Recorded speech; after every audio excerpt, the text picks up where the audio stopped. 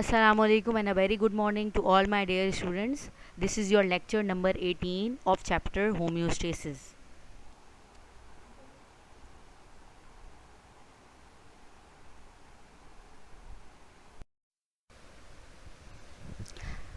So students, the main contents of today's lecture is thermoregulation, classification of animals on the basis of temperature, and thermoregulation strategies in human.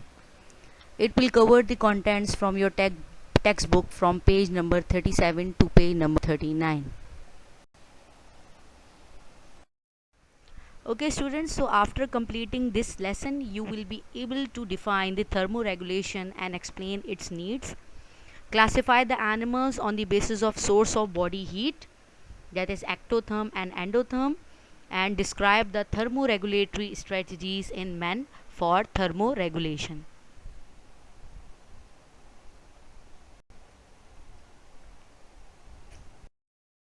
Okay students, review of the previous lecture. So in the previous lecture we had covered the dialysis and their types, hemodialysis, peritoneal dialysis, and we had also covered the kidney transplant, the principles of kidney transplants, and the main problems associated with kidney transplant.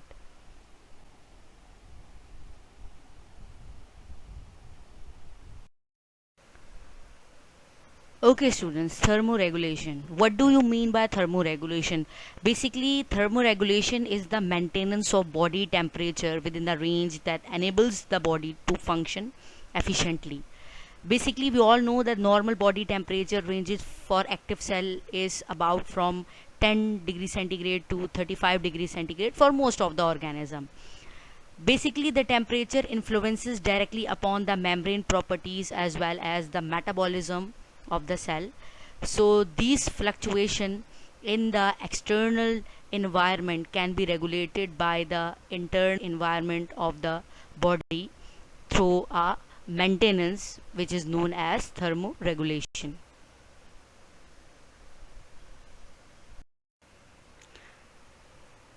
Now, the classification of animals on the basis of temperature. Basically, animals can be divided into two categories on the basis of their thermal characteristics or on the basis on the ability to maintain their constant body temperature. It can be divided into two categories: poikilotherms, that is cold blooded animals, and homeotherms, that include warm blooded animals.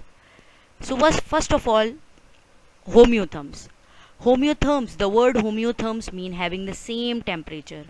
Basically, homeotherms are those animals who have constant body temperature and which is independent of their environment.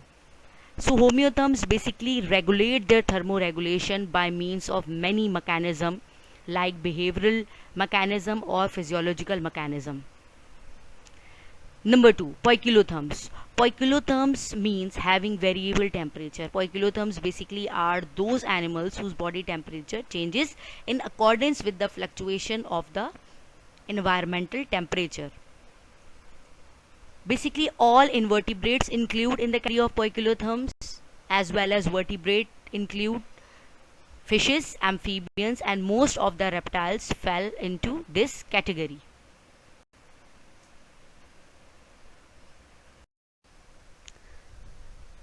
Animals are also classified on the basis of source of body heat as ectotherms and endotherms. Or under the circumstances, the term poikilotherms and homeotherms have been replaced by ectotherms and endotherms respectively. Okay, number one, ectotherms. Ectotherms are basically those animals who absorb heat energy from their environment. Basically, they rely more on heat derived from the environment to raise their body temperature. For example, lizard basking in the sun. They have behavioral means of thermoregulation. And other than lizard, many other vertebrates group include in ectotherms like reptiles, amphibians, and fishes as well. Okay, now second one is endotherms. Endotherms are those animals that generate their own heat energy. So the question is how they generate their own heat energy. Answer is They produce heat as byproduct during metabolism in the muscles or by the action of certain hormones that increase their metabolic rate. The most common examples of endotherms are bats and mammals. Thermoregulation strategies in human.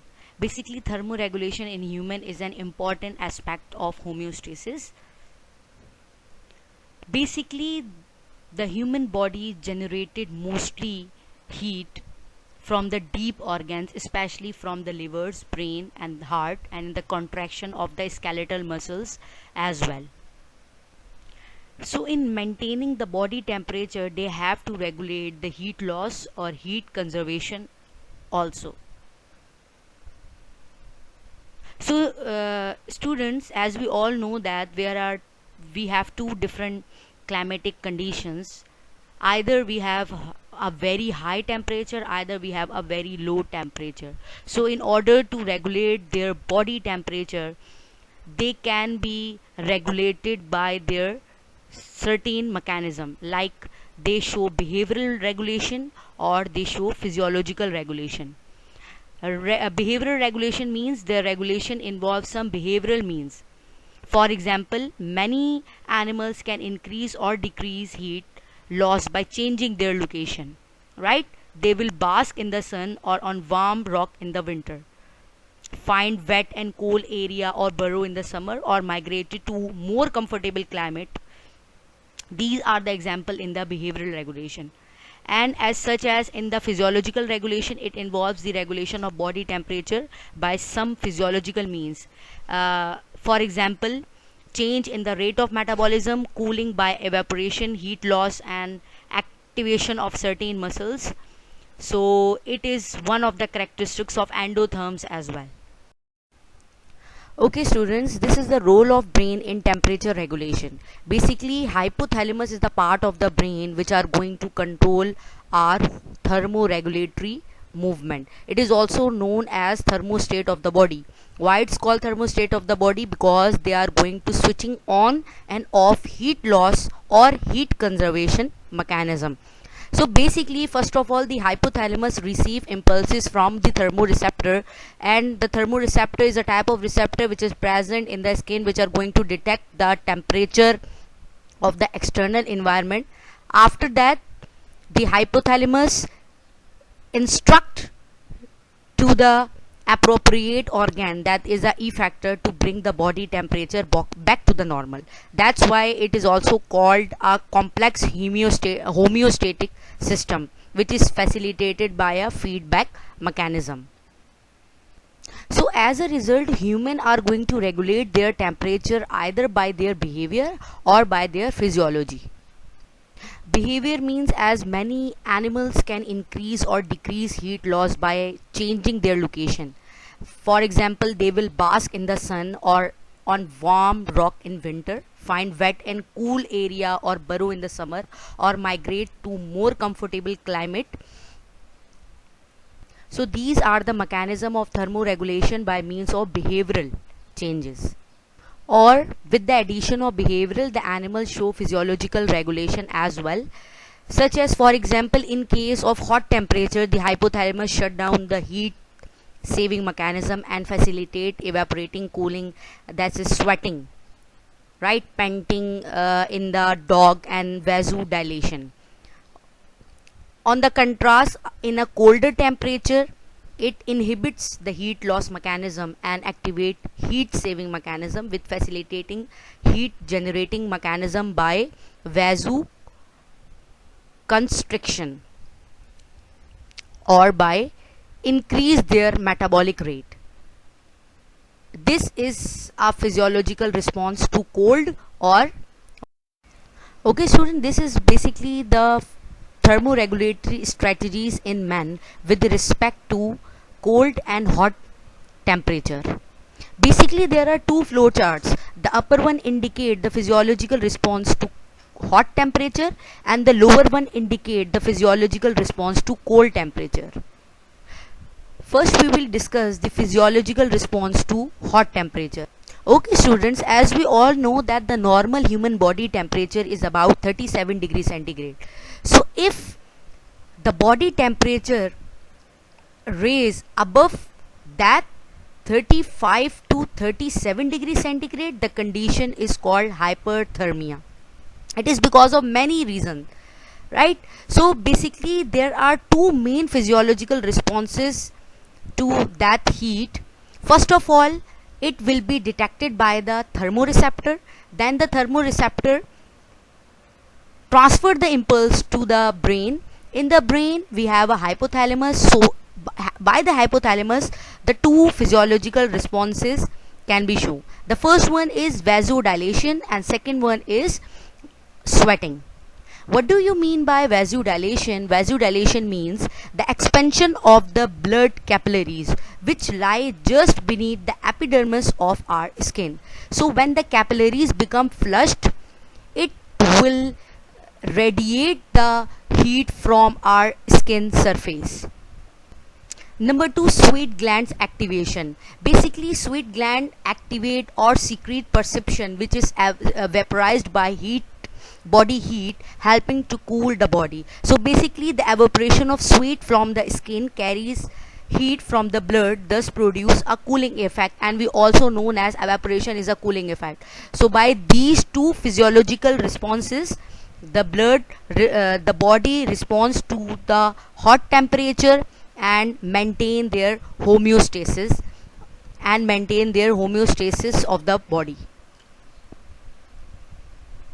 Okay students, and if the body temperature falls from the normal set point, it will detected by the receptor. Obviously we are talking about the thermoreceptor. Then thermoreceptor transferred the information to the control center, that is the brain. Then this information sent along the efferent pathway to the effectors. So as a result the effectors show response. What type of response? The body temperature rises and stimulus ended. So if we are talking about the physiological response to cold temperature, the effectors show shivering, vasoconstriction, piloerection, and increase the metabolic rate. Okay, shivering. What do you mean by shivering? Shivering is basically the contraction of the skeletal muscles. So this contraction of the skeletal muscles produce heat which helps to raise the body temperature up to the normal set point. Number two, vasoconstriction. Vasoconstriction basically reduces the blood flow to the skin. So students, as a result of vasoconstriction, it will minimize the overall heat loss from the skin surface. Number three, piloerection. Basically piloerection means the erection of the skin hair. Basically with the help of piloerection, it will trap the air in the erected hair which is insulator for the heat. And last, it will also increase the metabolic rate, and as we all know that as a result of increase the metabolism, we have the body produce a large amount of heat. This is all the physiological response to cold temperature. Okay, now students, if we generalize this flow chart, it will conclude that first of all the receptors convey message to the control center. From control center it will convey message to the effector. So remember one thing, receptor convey message to the control center by afferent pathway, and control center send message to the effector by efferent pathway. Okay student, this is all about the thermoregulatory strategies in human with respect to hot and cold temperature. This is the last topic of the chapter 15 home. Now review of today's lecture.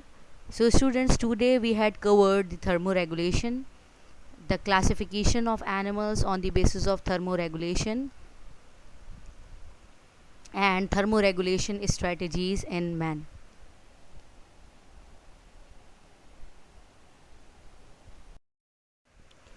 Okay students, in the next lesson we will be cover the structure of bone and structure of cartilage and comparison between bones and cartilage.